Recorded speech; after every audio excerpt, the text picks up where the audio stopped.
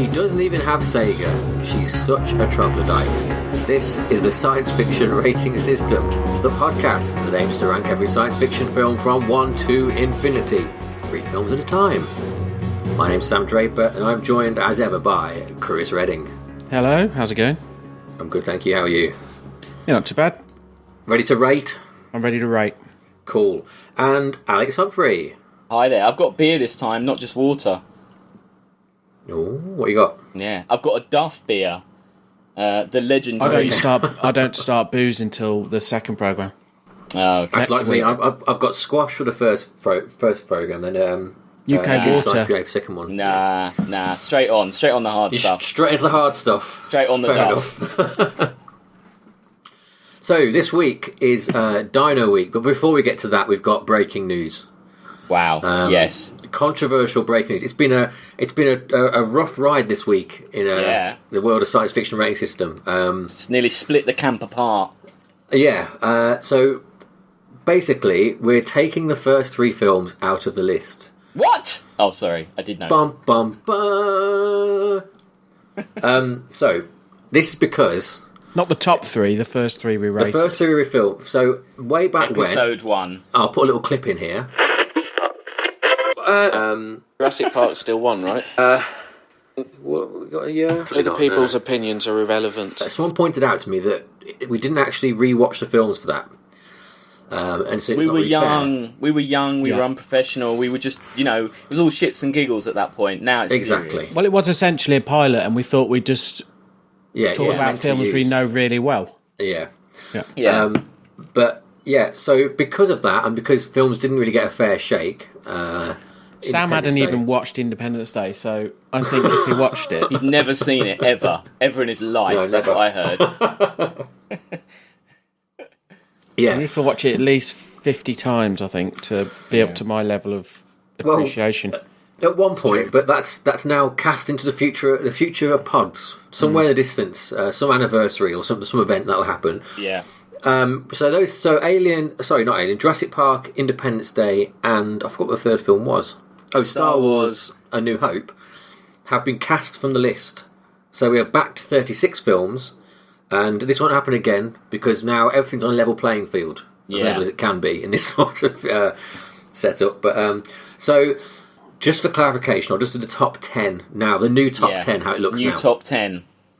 So, number 10 is Mars Attacks. Yep. Higher than I'd expect it. Number 9 is Wall-E. Number 8 is Dread. Number 7 is Guardians of the Galaxy. Number 6 is Fifth Element. Now the top 5, the 5th best science fiction film of all time is Predator 2. Hell yeah, it is. Number 4 is The Fly. 3, Again, brilliant. 3 Starship Troopers.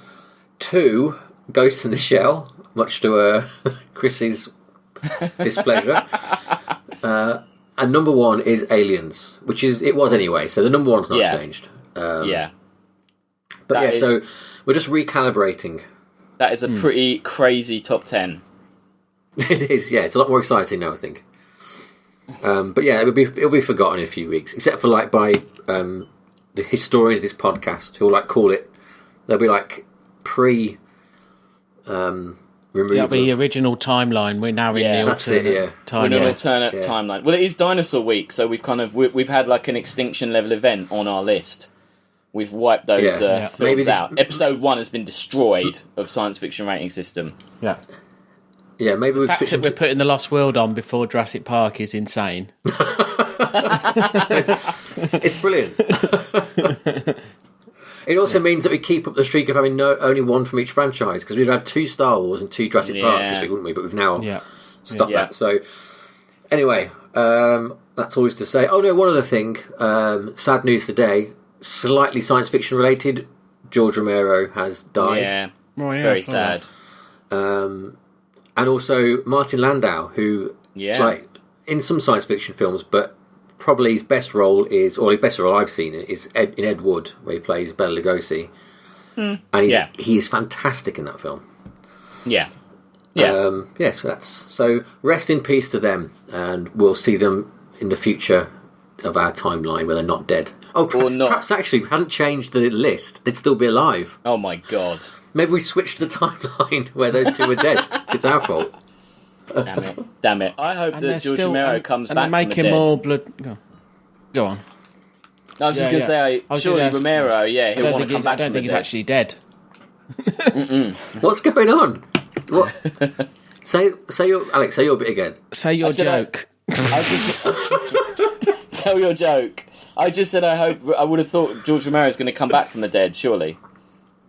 Wasn't worth the wait. No. And Chris, what did you say? They got a new Doctor Who, haven't they? They're making more fucking Doctor Who, for Christ's sake. It's a woman, isn't it? Yeah. About time. What's her name? I don't know. Someone just put on the Facebook, like, because there's a TARDIS, like, in a wall somewhere, like, half in a wall in London.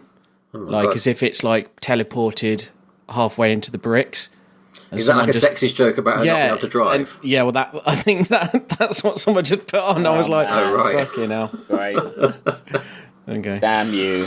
Well, let's move on from sexism and death and get to the first. What else is there? There's one other thing in life, and that's dinosaurs. Yeah.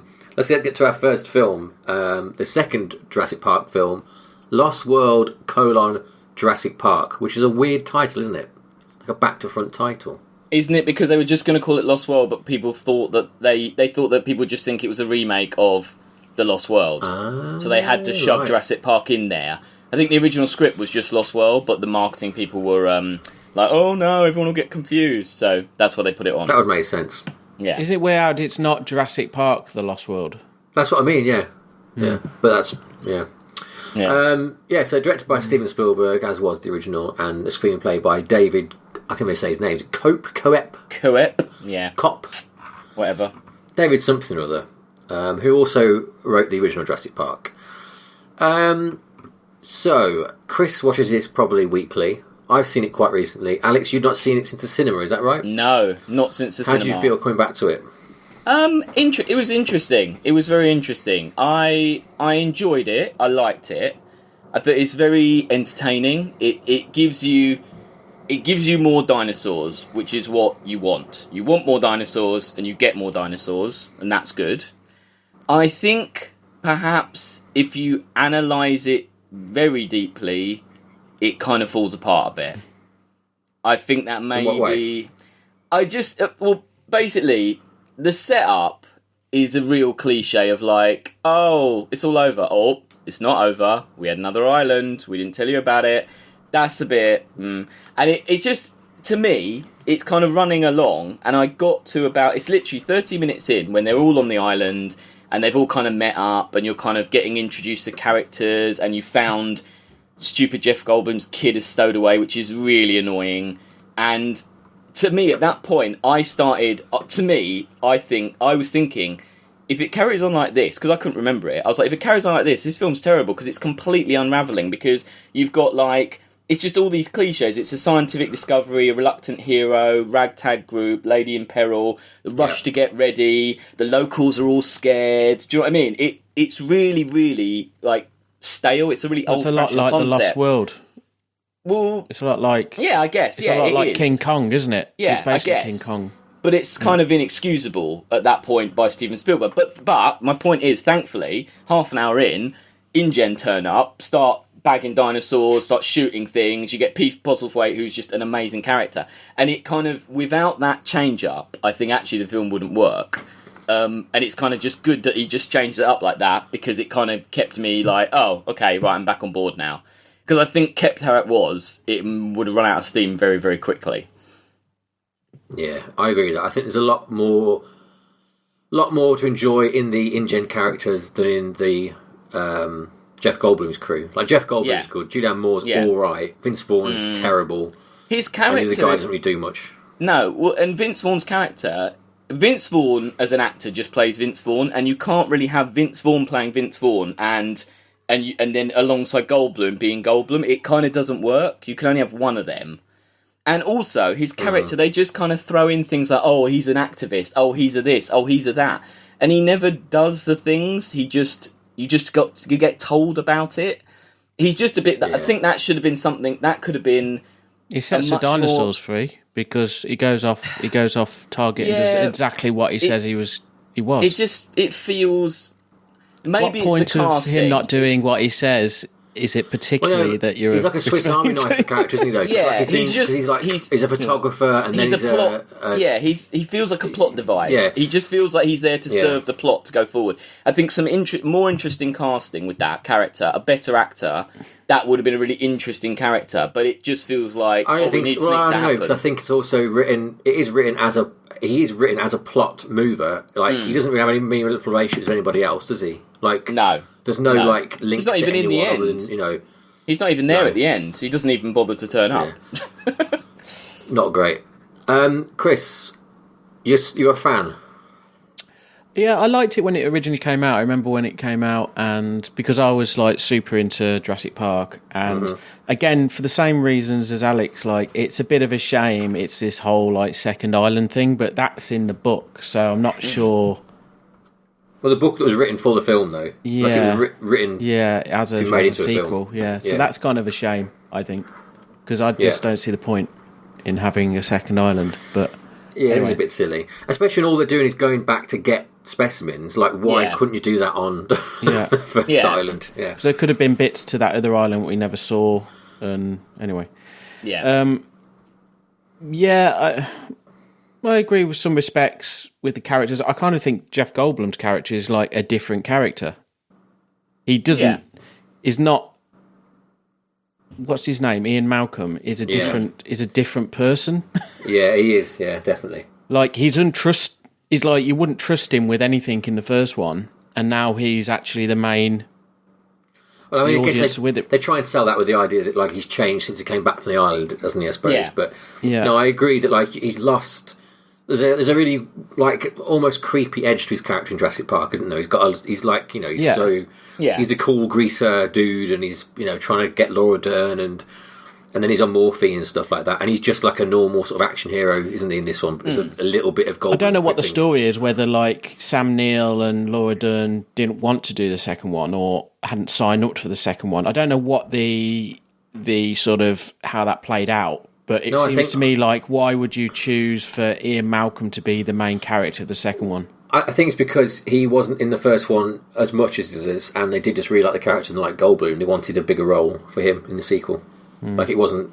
I don't think it was ever offered to Sam Neill. I think they wanted to come back, but I didn't think they wanted to be the main character. It was going to be Goldblum all along, I think. Yeah. Which, to be honest, I'm fine with because I like Goldblum. I think... But his whole character is that he's talking about chaos and all that shit in the first one, and he's fighting against, he's taking the piss out of everything, and it kind of he can't do both. He can't be like Indiana Jones and do that. Oh, totally. Like, I don't disagree that they've ruined his character, but I'd still rather see that than Sam Neill because I just like Goldblum. Whereas Sam Neill was a bit boring in the first one. I think he's not really it's a bit of a bit. Well, you're square, along.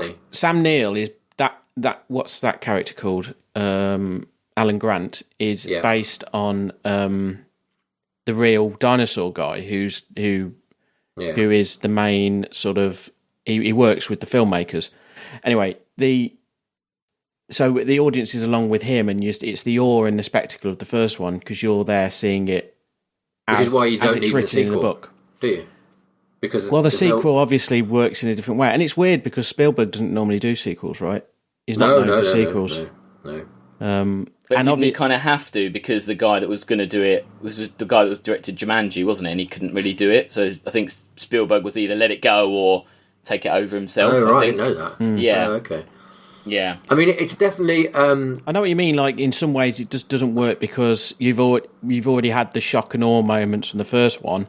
No, you don't need someone taking their hat off and gawping at it, do you? I think that's the best thing about this film is that they realise that, and that it is... they do the looking at dinosaurs, and then straight away Goldblum's like, that's how it starts. Yeah. He's sort of like deflating the audience's expectations there, and then of course they just start shooting them, and I like that bit where InGen come and all that. I really like it, the ecological message in it as well, and it's quite cool, and it shows the good split between corporations and that side of things. It's cool. It's cool. It's a really like it's a very not Spielberg sort of film in a lot of ways, I think, in the way that it is quite dark, and it's sort of that family bit is kind of, the separated parents is still there, but it's very diminished to what it normally is. And I suppose you've got it coming in with the T-Rex, and he's a strange child. That's Spielberg's transplanted that story onto the dinosaurs. But I think it's better for not being a traditional Spielbergian story and being more about nasty people doing nasty things, really, which is when the film's at its strongest, I think, definitely. And especially, like Alex said, when they come in, and I think when the two get mashed together, you don't expect them to do that. And obviously, Postlethwaite's character, sort of, he's great. His allegiances change. That's a good really character. Good. Yeah, they should have done more with him. I feel that he's a bit of a wasted. It's such a clever setup, and it's just like that could have been really interesting. He could have been this really tragic Ahab. Yeah, there's a deleted scene on the Blu-ray which like sets up his character at the start, which is quite good. It's like when his assistant goes to get him to do the job, and he's like in a bar fighting Kenya and stuff, and that should be in the film, because I think you're right. He's not used as much at all as he should be. No, he should have died fighting 50 raptors or something. Like in the Mars Attack scene when he boxes all those boxes all the aliens. It should have been Pete Postlethwaite with one gun or a knife, surrounded by raptors, just going, "Go on without me," and just taking them down with a knife on his own. Should have been something ridiculous like that. That would have been great. Or he was the one who got T-Rex back on the ship at the end, maybe. That would have worked as well. And then shot it in the head. Yeah, something like that. And its head exploded. Yeah. It's all good. I mean, the set pieces, I think, gone too long. Do you agree with that? The T-Rex bit in the trailer lasts forever. Yeah, it's long, but it does keep it. I thought it kept it up. It's got it keeps particular going stages to it, and I think it makes sense. I think it's good. Yeah. I mean, to me, there can't be a too long a T-Rex sequence in the rain. It's just not going to happen. No. It still looks good, doesn't it? I think the CG holds a lot better than Jurassic Park. Yeah, it looked really good. Well, I was thinking, though, really this impressed. is the technology has obviously come on a bit since the first one. Well, it's 4 years later, isn't it? But it's still you compare this to Jurassic World or even Jurassic Park 3, where there was just a hell of a lot of CG dinosaur in it, and not. Yeah. And this one still had a lot of animatronic and. But the animatronics look awful. Don't they? Clever use. CG. Clever use. Well, what was always good about Jurassic Park is that it was a good match between animatronic and CG. Yeah, I don't think Lost World is though. I think it's not bad. I think the first one is, but I think the animatronics are shit in this one. I think they look really. The compies don't match well. No, the little baby T-Rex as well. They expose them too much. They've got too much confidence in them. I think they should have reined that back. Yeah. By contrast, I think the CG, like the bit with the raptors jumping on Julianne Moore and stuff, I thought that was really well done. Yeah, that's great. The way it's made. Don't go in the long grass. Don't go in the long grass. Fantastic as well. That bit. All that's fantastic, isn't it? I like how the raptors are still the threat in this one, because in later films they've tried to make them the intelligent and even mates with them. That's ridiculous, isn't it? It is these are that is still the main threat on the island, and that's what's good. Yeah, I mean I like how it is a very sort of traditional Hollywood sequel, and the idea that there's now 2 T-Rexes and the raptors are out early and they're going everywhere. It's sort of very. I mean, I think because I loved it when it came out, and I was then sort of down on it and didn't really enjoy it, but I enjoyed it more this time, and I think it's because it feels like an old-fashioned film. It definitely is old-fashioned. Not like a modern sequel. It feels like like a Jaws 2 or something like that. Jaws is not really good, but as opposed to Avengers 7 or whatever. Sass talking. Yeah. But also in the way the plot's done, it's not part of a wider world, is it? It's another contained story that plays to the first one, and that's good to see, I think. Yeah. It's got another story, which is the little coda to the film, when T-Rex gets to San Diego. What are our opinions about that bit of the film, Chris? Do you like that bit, or...? If out of everything, I probably would have lost that. Yeah. I didn't like that bit when I was younger, mainly because all I wanted to see was dinosaurs in their natural environment on an island. Right. That's all I wanted to see. And, that's what's great about the rest of the film, because you've actually got scientists talking, the guy talks about how far a T-Rex can smell and all this sort of shit in the film. Yeah. That I fucking love. Yeah. A T-Rex just walking around a town smashing up cars is more along the lines of these modern films you're talking about. Totally, yeah. Yeah. It just gets too knowing, all the little in jokes, like the Japanese. But I kind of understand that all that stuff. They followed to the letter the King Kong story. Yeah. So. Yeah. But I mean, it felt to me as though that bit felt like a Transformers film, didn't it? Oh yeah, yeah. And it didn't go to huge levels like they do now, but no, it just still eats a dog, doesn't it? And it's a bit just. Oh, you're exactly right. That bit where they're in the back garden, it's almost the lighting is exactly like Prime, and like there's you're right. Actually, that's probably almost like because Spielberg was on Transformers, wasn't he? So it's almost maybe like a deliberate homage. I don't know, but it's weird. That bit feels to me like when you see a Pixar film and they show like a short before it. Yeah. It felt like that was like a little short that should be a separate thing. Like a sort of a what if sort of thing rather than the end of the story. Yeah. And also, they were trying to write into the larger world that at that point, the rest of the world know these islands exist. That was where it sort of gets leaked in the news. Do you know what I mean? So, yeah. I mean, there's that shot at the end of the TV announcer going like, and they're going back to the natural habitat. Like, I don't think if a T-Rex ran riot in town, they'd be like, oh, that's fine, go back to an island. It leaves a hell of a lot of questions, really does. Because I like the fact that they say they covered up the first incident and it's all PR and everyone thinks that the Goldblum's they're making lying. Ian Malcolm seem like a madman. Yeah, like I like all that. I think that's really clever. But then by this point, you're just like, well, you can't cover that up, can you? So, like, what? Would you I think that's the point. It's like it was in the news, but then Richard Attenborough's character was pushing the ecological message in that, and people were like, "Oh my God, we've got dinosaurs in the world today." Would we? I don't think they would automatically go. Would leave them. Let's destroy it. We'd want to see them, wouldn't you? Want to see them? No. Would you be all right with just them going back to an island you're never going to go and be able to visit? Well, this is it. I mean, after that, they'd probably get better money. They'd actually get funding to build another park. Yeah. True. Okay. True. Yeah.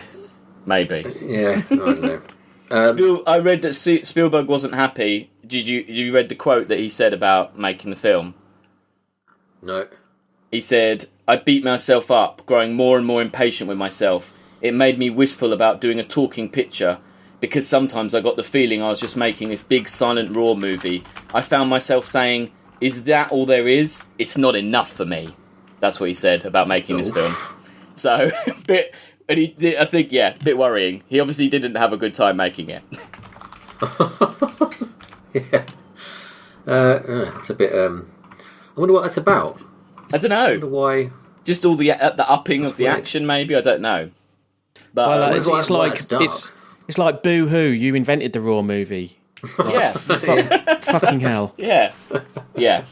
Although I did also read that the guy that wrote it, while he was writing the script, he taped a fan letter next to his computer screen, and the letter was from a viewer of the original Jurassic Park who complained he waited too long to show the dinosaurs. So he basically just stuck that letter and then just wrote, like, put in dinosaurs early. Okay, I think that's quite funny, That's I like that, because that is what you get. It's like, like we said about Aliens, it's just like, you just want more, and you just get more, and that's... I don't like that cold opening, where there's a little girl on the beach. No, nor me. No, I don't like that. Would you like a crisp? They're roast beef flavour. Yeah. There's a lot of kind of very bad English stereotypes in this film. It's almost racist. It feels bits like that though feel like really rushed and like they didn't get to the dinosaurs. Yeah. Well, it seems like that's sort of very secondary. It seemed like that had been included from the book without someone because if you compare Jurassic Park to the film, it's massively different. They spent a lot of time developing it. This is like they've. It's funny. In the book. I think that's in the first book. Isn't it? It's in the first book. Yeah, you're right. Yeah. It's funny how Richard Attenborough's just like, oh yeah, they attacked a little girl. She's all right. Don't worry. It's like, oh, okay. The noise about that scene. When Goldblum walks off and Attenborough counts up to 4 and he's what the hell's that? What the hell is that? I didn't. Is it like how many people are going on the trip? Has he already forgotten? I guess. Yeah. Yeah, he's got his team together. Yeah, he's got the team. He doesn't need to count. Surely he can keep 4 people in his head. Doesn't need to count up and go. He's losing his marbles. His character is very odd in that because that whole scene's so dodgy because he's just like, oh, I'm a changed man. I don't care about this. I'm all different now. And then the next thing he does is literally emotionally manipulate Goldblum to go by sending his girlfriend there in danger. It's like it's completely deliberate. He knows what he's doing. He's not an idiot. Yeah. He's done it deliberately to get him to go. Yeah, he's still an arsehole, isn't he? So Yeah. Yeah, totally. Well, the Attenborough character is actually nicer than the one in the book, isn't it? Because he's got more of a a naturalist sort in the of book, he way gets the about death that Peter Stormare gets in this film. He's eaten by compies at the end of the first film, which would have been a much better ending to that first film. But no, I mean, I quite enjoyed it. What other thing I was going to say? But compared to the perfect film of Jurassic Park, I wouldn't know. We haven't rated it. There is no comparison. No, it's clearly nowhere near as good as the first one, but still a good fun ride. Yeah, and I say it makes me pine for the 90s and films that aren't going at 100 miles an hour. And also, I finally found out how the T-Rex gets out on the boat. Which how? What do you mean? We know that when the T-Rex lands on the boat and everyone's dead. Yeah, you mean when the boat crashes into the dock? Yeah, and the guy goes all in pieces. Yeah, it was the baby T-Rex. No, it wasn't. It was. There were raptors on board. Well, that's like in the first book. No, in the script. In the script. Oh, right, because in the first book, that's what it is. No, in the script, there's raptors on the ship, and they kill everybody. Well, that would explain why there's like bits of body in the In and the fridge. They cut the scene out, and that's why it doesn't make sense now. Oh, okay. Yeah. Well, I would have had it as the baby did that. Then you wouldn't be sympathetic about saving it. Yeah. Also, a ship of people would kill a baby T-Rex, wouldn't they? It wasn't. You just shoot it in the head. It wasn't that impressive. Yeah. But a bunch of raptors, you're in trouble. Yeah. Raptors on a boat. I'd pay to see that film. Raptors on a boat. Get these motherfucking rats off my motherfucking boat. Yeah, off this motherfucking boat. Literally, I think with the way Jurassic World's going, I really think we could see some really ridiculous things the way that story's going. Yeah, I mean, I kind of consider it a different... I mean, Jurassic Park 3 is not good, but at least it's sort of... in the same world. Yeah, I mean, what I could absolutely hated World. I could not stand it. I still haven't seen it. It was terrible. I hated it on every level. It was awful. But except for that massive one in the water, he was quite cool. No, I hate that one. That's bullshit. That really is doesn't bullshit on every scientific ground. Anyway, let's rate Lost World Jurassic Park. Alex, why don't you just kick us off? I will say 18, under Paprika, above Rise of the Planet of the Apes. Chris? I would have it at 7.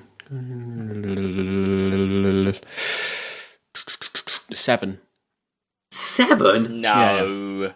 No. It's not that good. It's better than Guardians of the Galaxy. No, it's better not. Definitely better than Mars Attacks.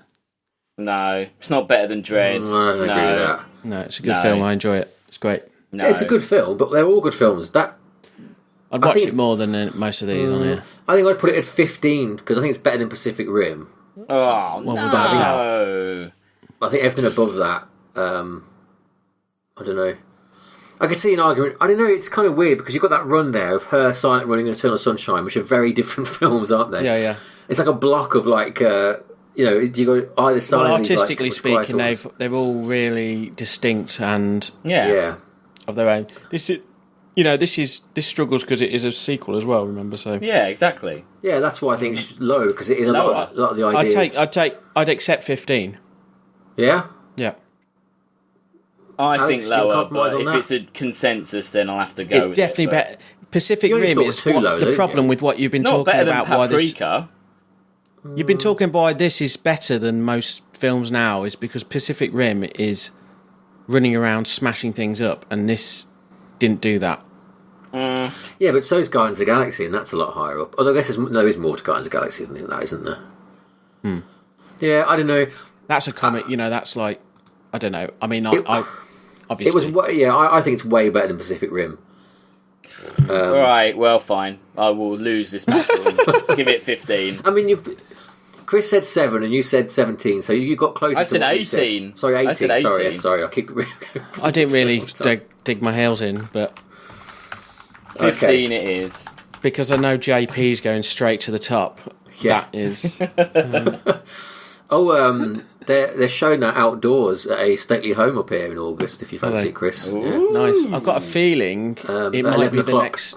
It might be the next Secret Cinema. Oh, that'd be fantastic. Yeah. Yeah. Because they posted a picture of the glass with the water in. Oh my god, that'd be amazing. Going an actual JP. I don't know where they'd do it though. They'd have to do it in a zoo or something. Yeah, they wouldn't they?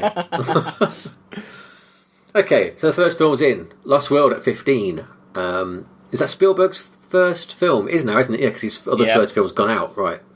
It's confusing. It'll get easier as we go on. Poor Spielberg. I'm going to have a break to get my brain together and we'll come back with the second film.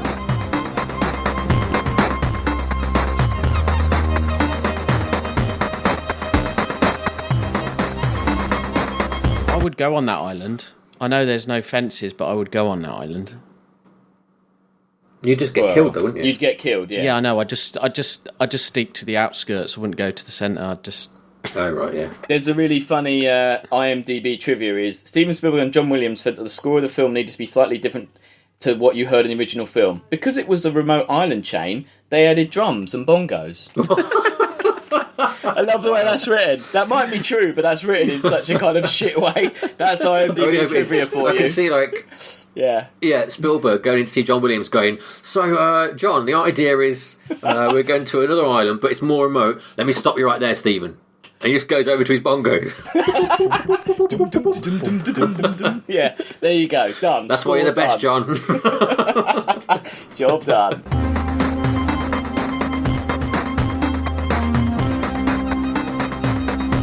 We are back for film number 2.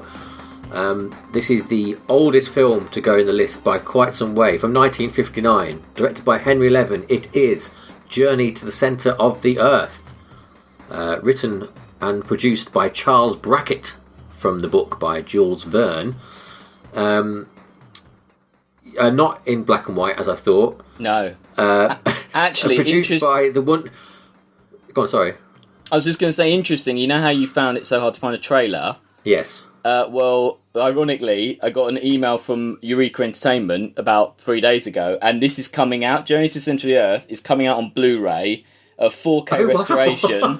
It's coming out on the 18th of September, 4K restoration, audio commentary with actress Diane Baker and film historian Stephen C. Smith and Nick Redman, featurettes on the film, and a booklet with original review of the film from 1959, poster gallery, and a selection of rare archival imagery. So we missed it by a little bit. We could have had the proper trailer. We can post the real trailer, which has come out now. Really good trailer, but yeah. So look at us. This bit underground will look really nice in 4K, won't it? The crystals and stuff. Yeah. So we're kind of right on time with this, I guess, in a weird way.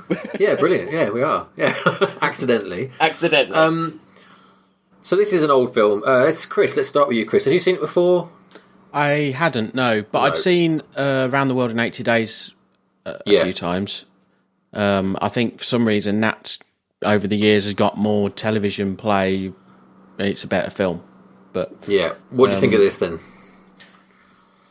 I think it's too long. It's really long. It was really long. There's... well, it suffers because a lot of it is underground. So, variety is an issue. Yes. So, but I followed it. There were some really strange moments in it, like there's musical moments in it, which I wasn't expecting because they don't have them in Around the World in 80 Days. The man trying to talk to the duck, James Mason. I love that scene. Best scene in the film. It's weird. Why did they take the duck with them again? Why did they take it? Yeah, because it's the Icelander's duck. That guy loves it. Yeah. Yeah. Right. Yeah. Okay. It's Hans Belker's duck. Yeah. Obviously it shows its age through the politics. Yeah. But I really Massively. like.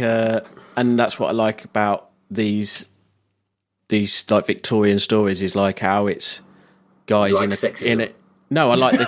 No, I mean aside from that, I mean the guys that how it's like in an old club, and then they're planning to go on a expedition around the world, and there was shit that still was unexplored back then. Yeah, And the roll call they did at the side of the mountain when they're about to go exploring it. I love that as well. Nice touches. But it shows its age with the sexism and... Definitely. I mean, James Mason is basically just a massive dick throughout the whole film, isn't he? Really? Oh, hell yeah. He's awful. To everybody. At least they do acknowledge that he's known to be a bit grumpy, but I mean...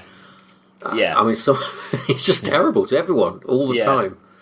Yeah, and then looked up that lizard is supposed to be a particular sort of dinosaur. It's not a lizard. Yeah, we'll get to the dinosaurs. Alex, you'd not seen it before? No. What do you think? I mean, I agree with Chris. It's very dated, and it's funny watching a film like that because, like, having the musical number, because it's Pat Boone, who was a singer, and they obviously went to him, "Oh, you're a singer, you should probably sing." And he actually he refused to do the film unless they put a song in. Oh, well, there you go. Yeah. So yeah. Well, is it his voice though? Because it sounded like someone else's voice. No, I think it is him. Is it? Yeah. It was odd. I do agree it was too long. It was odd. I wasn't not entertained. I found it entertaining. I think the sexism, is very dated, but that character, the Carla Guttenberg, the Arlene Dahl character, she does hold her own. She is right about everything she says. She's right about when she says there's someone following her. She's right. And although he doesn't really get the kind of comeuppance he should, as for being such a dick, James Mason, he basically. But he's a knight of the realm. They don't get that. At least she is a kind of plucky heroine and stuff like that. It's kind of like. It reminded me the characters you get. It's like kind of like the beginning of like an RPG, or choose your own adventure. It's like, right, do you want the old scientist, the young scientist, the really hard ass Icelandic guy, the woman, or the duck? And it's kind of like that's the character you can pick from. But no, it was entertaining enough, and it was fun. I agree that her character was sort of weirdly progressive in a way until she just marries him, and even though he's not really changed his ways at all. It's how she's portrayed though, like when she runs away from the monster and she like trips on the smallest bit of rope, and then literally that takes her out. I love after that as well. They all run off. They just all run anyway. Just leave, and then it takes ages to come back together. I was just going to say, it's a Bernard Herrmann score. The score was quite good. Yeah, the music was really good. Yeah, I liked how the one dinosaur was like singing the score as well. That one, the red dinosaur at the end, he was like going wah wah, and it was clearly made to match the score. There was some obvious animal cruelty going on in that film. Like they obviously just dipped that lizard in red paint or jam. And I don't know put a weird wing on his back. Yeah, no, it was all a bit. It worried me a bit, but yeah, definitely. So I agree with you two basically that it was obviously very dated. I was pleasantly surprised by the humour in the first bit of the film. Like I loved the bit with the duck, fantastic. That is brilliant. That was so good. Also, most of the bits with the Icelandic bloke that they don't understand him. I think it's quite a good running gag, especially the bit when he has to carry them to the room because they're just shouting at him, "Go and get us some climbing supplies." Like, it's a good, an unexpectedly good moment. But I mean. I think it's interesting that you kind of have got the template of a Jurassic Park there, haven't you? In the assembly of it, the someone out to get them. It's a very you can see the lineage, can't you, from that to Jurassic Park? Yeah. I think it does. I mean, obviously it is so dated, but I don't know. I think the story kind of just doesn't really. It just fizzles out, doesn't it? Like they kind of get the centre of the Earth. There's nothing there. They come out by mistake. The 1950s was a strange time, remember? There was it's hard to imagine how strange it was. Everything's been discovered. There's no space. Science is not anywhere near what we consider, and there's just come out of a massive war. Oh yeah. But it's still the end of the story doesn't really work because they just get there's nothing. They get out by mistake and it's a bit unbelievable. And then in that big speech at the end where he's like, well, a scientist's not a scientist unless he brings anything back. I've got no proof. Someone else is going to go in the future and they'll sort it out. Peace, I'm out. Yeah, because they're in that bit when she yells at him and they have a big fight. She calls him a dried up walnut of a man, which I wrote down. That he says day 256 at that point. So it's the only time and they're obviously in there longer because then there's quite a lot more until they get to the end. So they'd have gone mad by now. Like living off dried beef, and a bit of mushroom, and then mushrooms, giant mushrooms. Yeah, It was ridiculous. And dinosaur-wise, it was a bit of a disappointment, wasn't it? It really was. I mean, the upscaled iguanas were supposed to be Dimetrodons. Yes. Right. Oh, you mentioned that, doesn't he? Yes, when he sees them. Yeah. But Dimetrodon isn't actually a dinosaur. Right. And the later ones, the red ones, are supposed to be Megalosaurus. Oh. Did you notice in Lost World, Vince Vaughn says there's a little gag about this kind of film where Vince Vaughn, they say, what did you expect to see? And Vince Vaughn said, oh, just some giant lizards. And it's obviously like a little nod to this kind of a movie. So, yeah, that was quite... I wouldn't have noticed it. It might have just been talking about the Galapagos Islands. True. It might be very scientifically accurate. I like how they evade the dinosaurs well by getting about knee deep in water, and that's there's no way that dinosaurs going near them there. Just another word about James Mason. Well, all the actors actually. Pat Boone has got the worst Scottish accent of all time. I mean, it is awful. James Mason's Scottish accent disappears after like one line of each speech, doesn't it? But I think I just cannot underestimate how terrible his character is.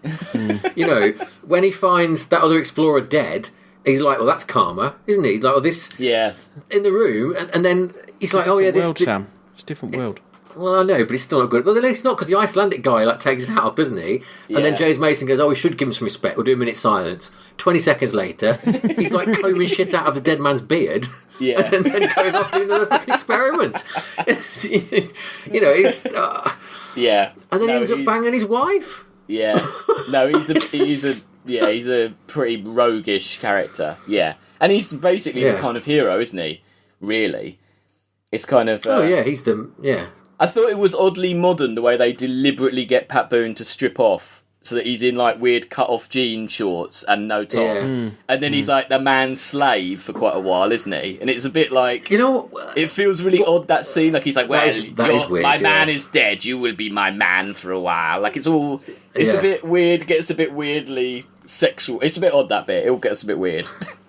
It is. There's a lot of weird. But you know what the weird bit is at the end when Pat Boone is in a wheelchair and in a cast and stuff. Yeah. And they're like, oh, did that happen down there? Oh no, he fell over going out of his wedding. Like, it's like a sex gag. It's a really weird little gag to put in. Yeah. Oh yeah, there's a sex gag right at the end. Yeah. Like I thought that the evil Count character was quite good because he was even more evil. He was like just blatantly evil, wasn't he? I quite liked how blatantly that scene we watched in the preview show. That is probably one of the best scenes when they're just kind of musing. Oh, that out there. That bit is probably the best written, and that's probably, I don't know, but that's probably quoted from Jules Verne. I don't know. It felt like a lot of stuff was like, oh yeah, just take that Jules Verne book and kind of just change it completely. You know, it felt like they were mucking. That scene's like it's a weird, like really like have you read the book? Scene, isn't it? As well, that scene. What was that? Sorry, Chris. Have you read the book? A long time ago, not since I was can't imagine it being that interesting. I think it's really short. I think I don't think there's much to it. Oh, okay. So they added a lot then. I don't really remember, to be honest. I don't know.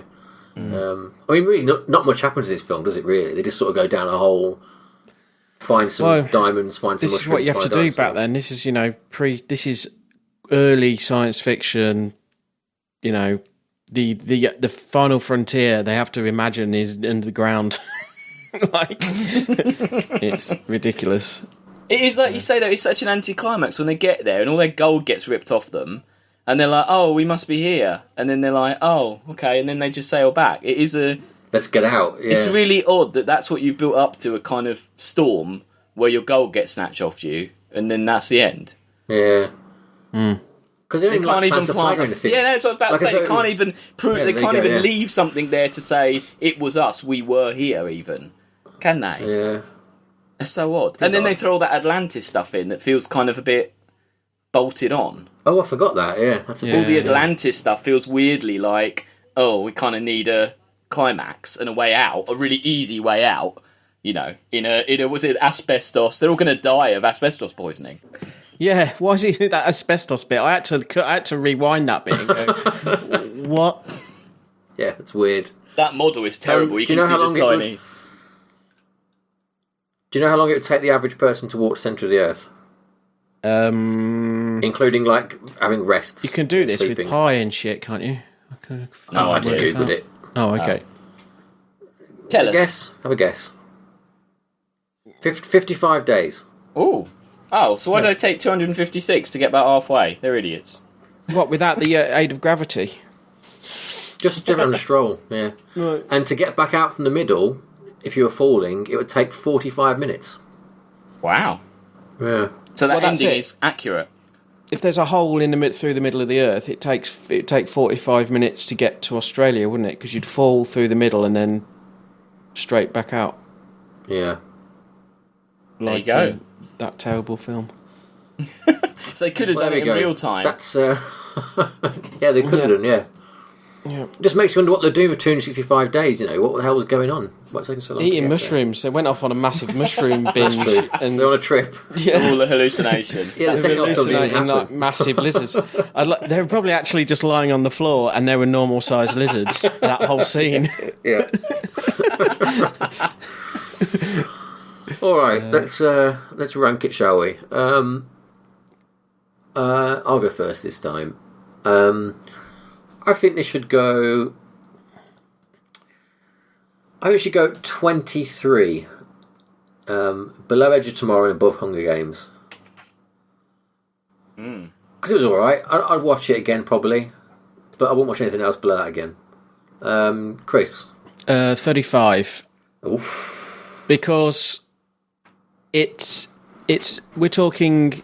This is really early before science fiction had really been properly sussed out in film sense. Yeah. And it obviously, it just doesn't... I know you don't like Prometheus or Armageddon or any of these things, but even on a scientific basis or on like a storytelling basis, them things are leaps ahead. I don't think the storytelling basis at all. I think the narrative of this is no, it's not. It's muddled. It's slow. It's weird. It goes into a musical. It's sexist. There's only one little song, isn't there? Well, they do a dance as well. Yeah, I don't know. I think definitely the end of the film, the narrative falls apart. But I think up until that, it's a very sort of... You could transplant that script onto a modern film and put some wisecrack in it. You'd have a modern film, I think.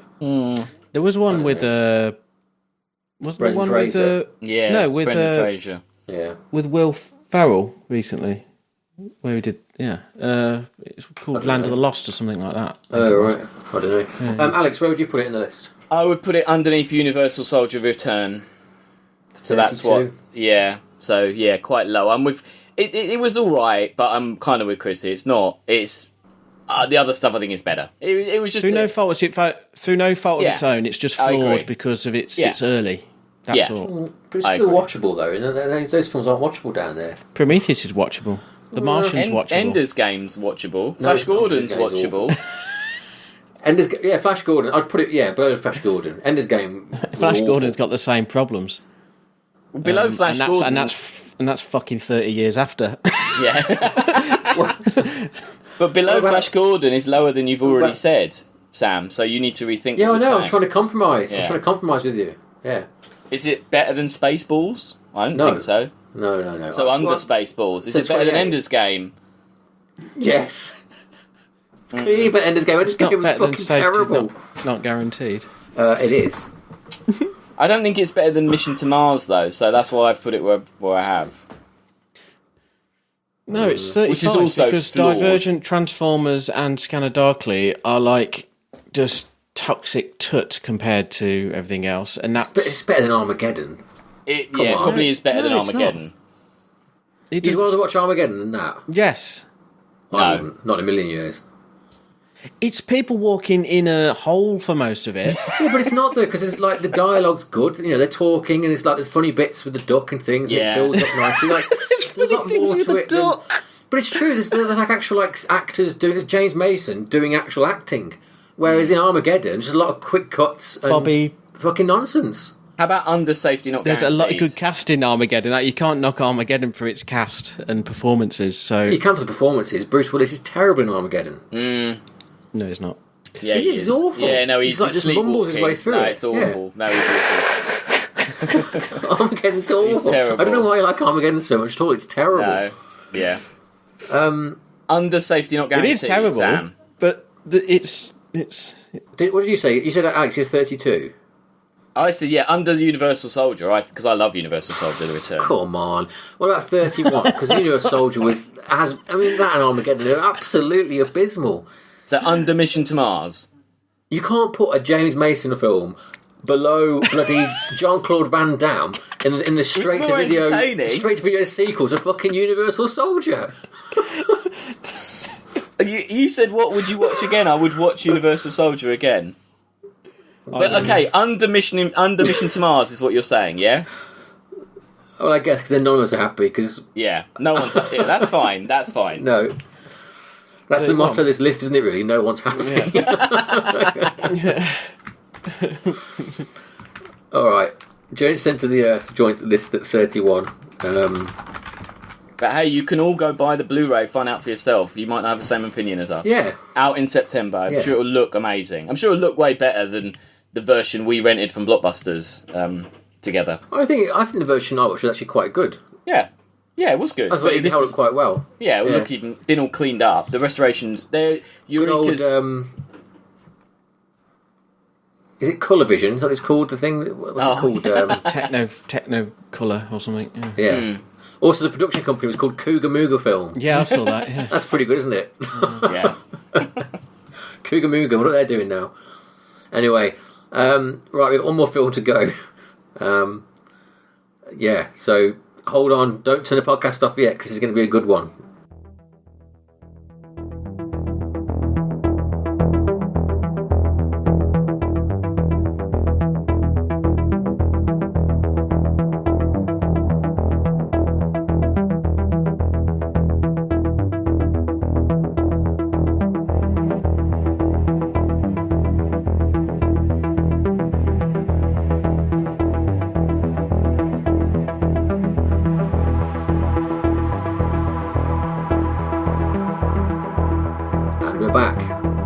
To our final film of the day. This is 1996's Theodore Rex, written and directed by Jonathan Betuel, I think is his name. He has not got a credit on Wikipedia. He wrote The Last Starfighter, which was a pretty big film, which we probably should do at some point. He did. Yeah, which is how he got to direct this, apparently, isn't it? Yeah, so this...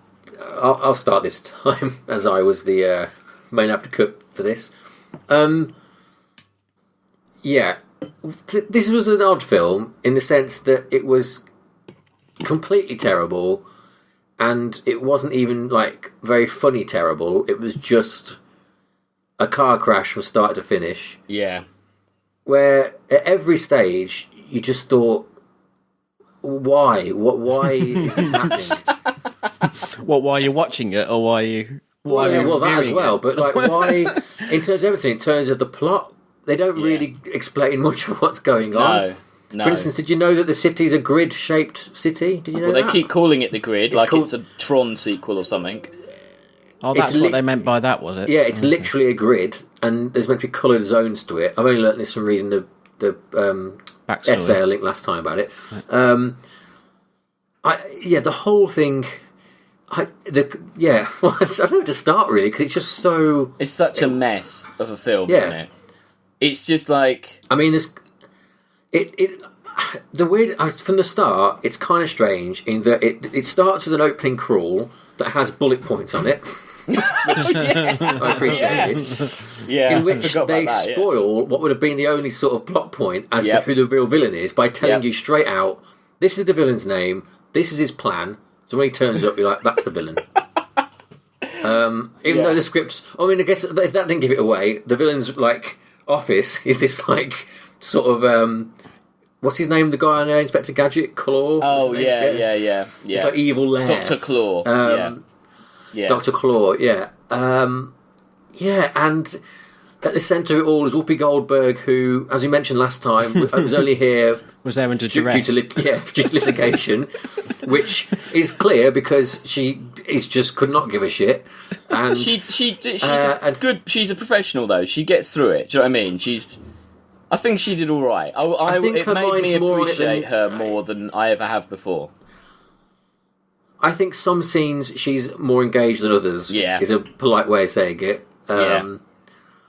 Yeah, and then the main character of Theodore Rex, who I can only guess they must have just let the guy go in a booth and improvise over the shots. That's the vibe I got, because he's always talking over people. He's constantly mumbling to himself. He just talks all the time, doesn't he? It's really odd. Yeah. Like he's like, oh, I'm going to put some clothes on, I'm going to get on here, going to go over there, as though they've got no faith to understand what the character's doing. Yeah. Yeah. He takes forever to do everything as well, because he's in a fucking suit. Yeah. Yeah, he's, when they go, he's not a detective, that's because you can barely fucking walk, This is why you're driving this tour car around, because you're not really a functioning member of society, are you? This big, useless dinosaur. Yeah. I don't know. Alex. Well, I think that, what is so odd about it is it's the mix of a kind of like Who Framed Roger Rabbit, like a kind of cartoon kids film, with these strangely, like, there's a very lot of like religious messages in it, with all like where he's like, oh, I don't like fossils because it's my ancestors, and when they have the funeral for the thing, and then there's this whole level of, oh, he's like a recovering carnivore, he's trying to eat well, dinosaurs only drink clean water. It's got this weird kind of really preachy messages in it, and the ultimate message is, whatever your dream is, you can achieve it, because look what Theodore Rex did. He became a cop, so you can do it too. So, but I think actually, because reading, it was really dark. The original plot was quite dark, wasn't it? Yeah. And if you take apart some of the elements, so the idea that this mad genius has created dinosaurs, for some reason they've just let him do it, he's then set them up in this part of town where they're like a freak show, and Theodore Rex is this kind of PR stunt of like, oh look, dinosaurs are alright. It really, I think there's a lot of the way it does that thing a lot of good sci-fi films do, where they just throw things at you like ideas. They just go, look, this is the world, get on with it. It exists, just get on with it. And that's what good science fiction does. But this isn't good science fiction. And I think that, like I say, there's some interesting ideas that in a much darker, perhaps even, dare I say it, Chris, even in a cartoon, could have been realised really well, and it could have been this kind of noirish kind of freak show film. No, this should have been a cartoon. Yeah, exactly. I think the only way you get a dinosaur detective to work is as a cartoon, isn't it? Yeah. But it was still funny because it's just so crazy. I mean, like some of the lines where the bit where he's like, "Oh, there's been a dinocide. It's the first ever dinocide," like that, and they're like, "What?" And then when Whoopi Goldberg's like, "I don't want to work with him," and they're like, "Oh, you speciesist? What's wrong with you? You speciesist?" Like that. There's some pretty fucking hilarious like lines, but as far really as poor writing in it though. Yeah, well, they just had that tail, didn't they? They basically based every joke around he has a tail and he hits people with it. Yeah. That's pretty much I'd like to see a director's cut where they cut out all the fart jokes and tail jokes, and it'd be about 2 seconds long. Yeah, probably. Yeah. Chris, how did you enjoy the film? There's bits in it I did enjoy. Right. I did enjoy dinosaurs, and I did enjoy like that nightclub with dinosaurs in it. I want to franchise that club. If there was a club that you could go to which was dinosaur themed, it would go fucking crazy. Dressed in French maid outfits? Yes. Literally, the barman, yes. You know what was awful in that one? They did the same joke twice, where the one burps at the bar and she looks at him. Cut away, come back, burps again, looks back at him again. Yeah, wasn't funny the first time. I agree with you about the improvisation bit, because that scene where he just starts doing weird impressions of like Arnie and Stallone and stuff like that, that feels like they just went, we better fill this. So can you do some impressions perhaps? Like That was awful. What was that scene where he went to get some new clothes? It's morphing, yeah. And the woman's just putting random shit on him. Yeah, and Whoopi Goldberg was like, he needs to be a detective. Yeah. She's working in the police department. Yeah. The police department... What was she doing? Just sticking about? But as far as I can realise, he comes out with the same clothes as what he went in with. Yeah, he doesn't look like a detective at all, does he? He's got like a hoodie on. No. Yeah. Is that what... It looked like an IKEA. He's going undercover, right? Department. He still looks like a fucking dinosaur wearing clothes. Yeah, totally. I the like highlight of the whole film was when Whoopi Goldberg is going to this little this child's basketball game. Was it basketball or hockey? Hockey, like street hockey. Yeah. That was it, street hockey. For reasons we don't know why she's friends with him. Something to do with his dad. But she turns up to the game by driving her garbage truck into the middle of the playing field and just gets out with this dinosaur. Yeah. And I loved as well because no parking outside for Whoopi. Doesn't he give her that like badge holder? And then there's that really random scene later on where she just hears the voice of him going, "It's a badge holder." Like that, and she like smiles. It's like we remember what it is. It's not that long a film. Like, yeah, no, he was a really odd. That was a really odd bodged on character. Like, yeah, and she was a cyborg, wasn't she? That wasn't she. I couldn't work out what the suit was, whether she was, because she was downloading things into her head. She gets tuned up, doesn't she? Yeah, that place. Yeah.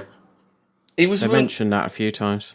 It just wasn't ever nothing was explained, really. Nothing was explained. No, not at all. I liked how, as well, there was like the hollow... Was it like the hollow fax, the hollow cam, and the hollow phone? I like to think that maybe like hollow was like the kind of Apple of that future, like, alternate reality. That they just like owned everything. Yeah. You had to get a hollow phone. Oh, everyone's got the new hollow phone. It's the 5.1 hollow phone. We better get on that. Oh, the 90s. The 90s was...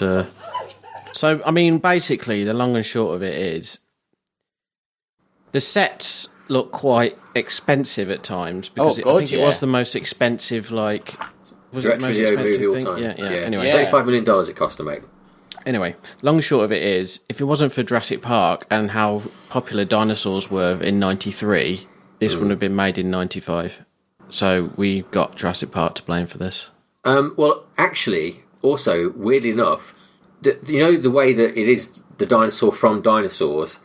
The film must be the same artist. No, it's not. The film was meant to come out in 1989 before Jurassic Park, and of course current with the sitcom. Yeah. And you think in that environment it wouldn't look quite as bad as it does post Jurassic Park, would it? No. And you can see probably why they're going for it more then. Yeah. Well, it might probably got canned as an idea. Jurassic Park came along and they're like, we need to do a dinosaur thing, a cheap dinosaur. Well, not a cheap dinosaur. Well, we need to get a dinosaur thing out. You should read the... They've just not made the money back. 33 million. No, they didn't. But the All the History is really interesting on... is it on Slashdot? Is it? I can't remember. No, I read... Yeah. Basically... some great quotes in that. Funding fell apart and there's a rich Italian pharmaceutical company. The son of the owner fancied himself a filmmaker and basically finances himself. Yeah. Right. And that's why it got made, because he stepped in and said, like, I'll finance it. The Italians were involved. That explains a lot. Did you read that? There's the quote about the effects. The guy, that Stefano Ferrari, the producer, the financer, he said, we hired the people we hired to construct the suits and machines and mechanical things. They were top notch for 1989. Fast forward to 1994 when CGI started evolving very quickly and we were out of the game. In fact, I remember going to Cannes and seeing the premiere of a movie called Dragonheart, which used CGI, and I remember sitting there in the audience and saying to myself, "We're fucked." There's another good quote from him as well, so I'll just find it. I love the idea of them just thinking, yeah, this is cutting edge, and then like, oh shit, like, this is so... Here's another great quote from Stefano. He's really good for a quote.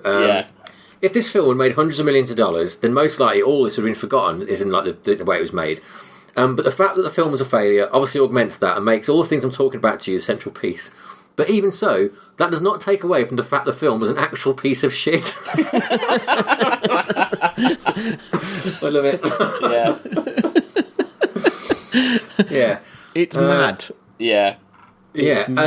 Someone else, I think the guy who played Theodore Rex, mentions that he actually gets negative royalty checks from it come through his house, which I don't know how that works, but that's pretty good. What, they want money off him? Yeah, and he says that because he gets, what is it? Sometimes I get royalty like $1.27 for this movie, but sometimes the royalty statement is negative, and I feel like someone's going to come take my house and take my money away. He also said, Bruce Lanoyle, head puppeteer. I was less concerned with tone than actually getting the animatronics to work. When I first arrived on set, the controls weren't working. Wow. Yeah. It's just a mess from top to bottom, isn't it, really? Yeah. I actually think some of the dinosaurs look really good. I started to think for what they are. I think if I was if I was an animatronics guy or like a puppet guy and I made them, they'd be on my show reel. They're pretty cool. No, in the club scene, I was thinking, am I going mad? I actually think some of these look all right. And I thought, am I having some kind of seizure because this film is so awful? But no, I agree. I think some of them weren't too bad. I like how there's a massive variety in them. Like they could have just cheaped out and just had like a couple of dinosaurs, but then they went into this bar and there was just tons. It's great. No, totally. The money was insane. How much money they spent? Just the sets and the costumes and just. Yeah, no, it must have just been nuts. Like, yeah. They should make a documentary about it, about the making of that film, and get Whoopi Goldberg to talk about it, because she obviously won't. Yeah, I mean, she hasn't, has she? I couldn't find... I searched for probably longer to watch the bloody film to try and find anything from her, and I can't find a single thing that she said about it. It's just very strange, the Whoopi Goldberg, like, she wanted to back out, but then she was sued and has to do it. The quote they have is the quote they have in that article that they quote her saying, "Maybe in 10 years you and I can have a cup of coffee and laugh about this, but you've made my life a living hell and I hate your fucking guts." That was the quote she said to like the producer guy. But it's been more than 10 years, Whoopi. Come on, like talk about it now. Get over it. Get over it. Yeah. She came out of it all right. She got 7 million cash. Yeah. Yeah. She's ridiculous, isn't it? Yeah. She didn't get negative royalty checks. Yeah. It's one of the few films on this list that I kind of think people really just need to watch to understand. You can't even really talk about it. You can't really explain it, can you? It's so odd. No, totally. No. Yeah, because the trailer gives you the idea it's a bad film, but it is a kid's film, probably, right? So we're probably, if you were a kid, you probably... I don't know. I don't think it is, though. The tone of it's quite... I thought it was going for sort of a Batman Returns sort of vibe with the coloured lighting and stuff like that. It was very stupid Batman, George Clooney era Batman. Yeah, and that henchman and they're weird I don't know what they're meant to be. Those characters who were working for that henchman, the weird dreadlocks, like evil clones. People, is that what they were? Yeah, they're like weird clone things, weren't they? Like kind of body harvesters. Voice, yeah. And they were weird. And the stupid English woman that's from Buffy, she was terrible. His assistant. Oh god, she's awful. Yeah, really awful, isn't it? But why had the world in that film allowed that man to have all that power? He had 2 of every animal, didn't he? In his big building. Yeah. And every plant, wasn't it? Every plant, every animal was in that building he had. How had he got that? They just allowed him to do all this experimentation, because they're extinct everywhere else, weren't they? Because that raccoon turned up, didn't it? And they were like, "Oh, we've got a raccoon." So they're just happy with him making it. Just like, "Oh well, thanks." Like it's just it's so odd. So odd. Because also the idea that he made the dinosaurs and it was some great thing, but they were basically living in a ghetto, weren't they? And they weren't allowed proper jobs, and that was why Theodore Rex was weird. So what did he achieve other than making the welfare system struggle more? Because you got to support these dinosaurs who are useless. Yeah, and he didn't even make dinosaurs like Richard Hammond made dinosaurs that you want to go and look at in a zoo. He just made talking human-sized punk-ass dinosaurs. Wisecracking club. He watched the sitcom Dinosaurs and said, "I want some of those to be real." Yeah. No, he watched The Fresh Prince of Bel-Air, then he watched Jurassic Park, and then he put them together. Yeah. No. Insane. Yeah. Have either of you seen the sitcom Dinosaurs recently? No, but I'm going to. I watched a clip of it and it looks really terrible. It's really awful. Do you remember how it ended? The asteroid hit the dinosaurs. Yeah, they go extinct, yeah. Yeah. No, I remember reading about that. which I love. And it's kind of difficult to find because you can't just put dinosaurs into YouTube. Because if you want it, Chris, I have got the complete run. If you'd yes, point me in that direction. Yeah. Okay. Right. So I think I remember the opening bit, like he's walking through the. There's like a pre-crawl, isn't there? Like he's walking back from work. It's like the Flintstones, isn't it? It's basically the Simpsons in rubber suits. It's terrible. Like all the characters are Simpsons. Sort of. Were there famous voices on it? Comedian voices? I don't know. Let's Google it. I mean, sadly, they didn't make a film, did they? So we're not going to get to rate Dinosaurs TV show. But if only. You think they had the suits lying around, and that's what made them do this? I don't know. I think there were 4 series of dinosaurs. That is insane. That's great. I don't recognise any of these names. Stuart Pankin, Jessica Walter, Jason Willinger, Sally Struthers. That's she's someone, isn't she? Yeah. Yeah, a very odd thing. Also not very good, but better than family sitcom. Yeah, there was a baby in it, wasn't there? None of the dinosaurs were the same species, which was weird, being in the same family in that program. Yeah, they were all. The whole thing was very strange. Anyway. Again, if you're into dinosaurs and you're a kid, like you can look up what species they are. You go, oh, he's a Troodon and he's an Allosaurus, and you know. Yeah. I mean, it's got everything I needed. Yeah. Right, let's rank this. I'm going to say 37. Above Transformers, below Divergent. Chris? I am going to put this... hold on, just pulling up the master list. Where do you want it, sorry? What was yours? I said 37. Above Transformers, below Divergent. Yeah, I'd go with that. I would say above Divergence, because I found... I might even go below Transformers, actually. Oh, no. I think above Divergence, because Divergence, they knew what they were doing when they made Divergence, and I find that so annoying that they deliberately made this kind of marketing thing that was, oh, look, teenagers will buy this. Theodore Rex was just a car crash, and there's a lack of control. They were thinking kids would like this. I don't know what. They were doing it for the same reasons. Maybe. Dinosaurs, kids would like it. I think it was just a hideous mess. I think above Divergence, but yeah, that's as low as it. Yeah, no higher than that. Yeah, I'll take that. I don't think it needs to go straight to the bottom. No, I mean, yeah, it's more watchable. Well, I said it. I fell asleep with it. Scanner Darkly, the makers of Scanner Darkly. Actually, yeah. I feel sorry for them. I forgot to ask, right, so I did fall asleep, and when I woke up, I was kind of half waking up. There's like a tiny little blue thing in a suit. Is that in the film? Yeah. That is in the film. It wasn't like a fever dream. That's when they go to the... Sorry, I've written it down.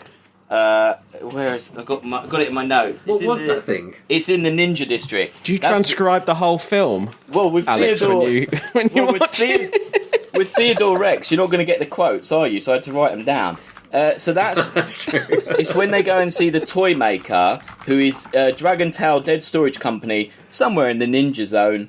Ninja Grid. It's in the Ninja Grid. Zone. And as I said before, in Techno Kill circles, he's known as the toy maker, and he'd made those weird things to run his dead storage centre, which seemed to store the dead. See, I missed all of that. Yeah, it was dead people who they were waiting for technology to bring back to life, because they could make dinosaurs out of DNA but not bring dead people back to life in this film. Right. More questions. I slept through all of that and then woke up to this little blue suited dude. And then there was another little creature that died or something at the end of that. Yeah, the flying thing. Yeah, they're all weird toys made by the guy. You remember the beginning of the exploding butterfly?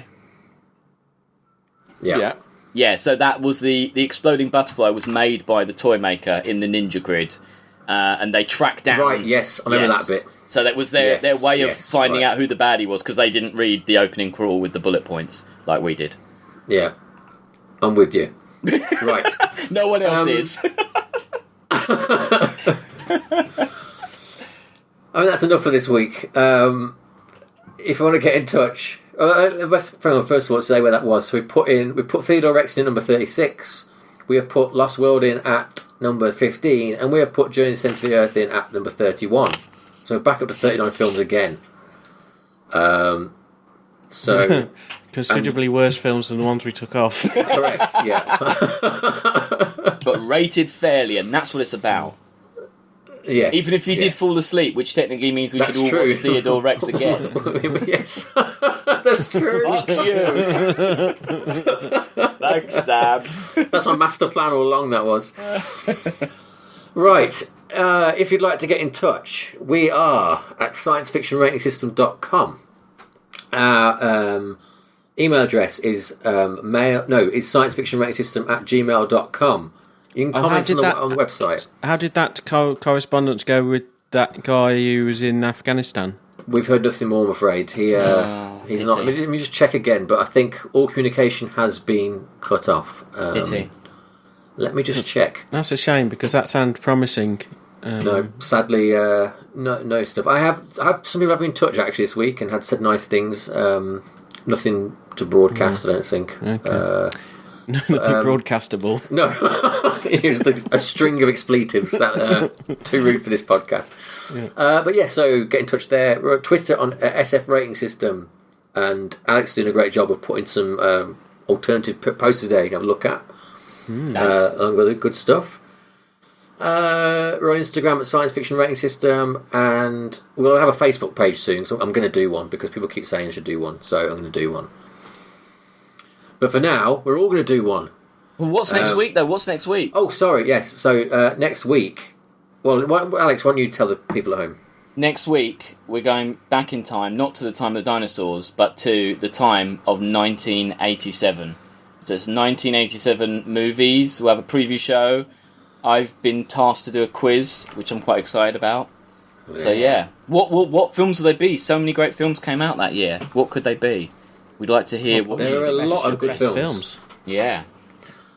Weirdly, we've already had 2 films from 1987 in the list. Inner Space and Spaceballs. So we won't be doing them again. Not a good year, then. I'm sure these films will be better than those. Yeah, perhaps. We'll see. So join us next week for the preview show to find out what those are. But for now, for the Science Fiction Rating System, I've been Sam Draper. I've been Chris Redding. And I've been Alex Humphrey. Good night.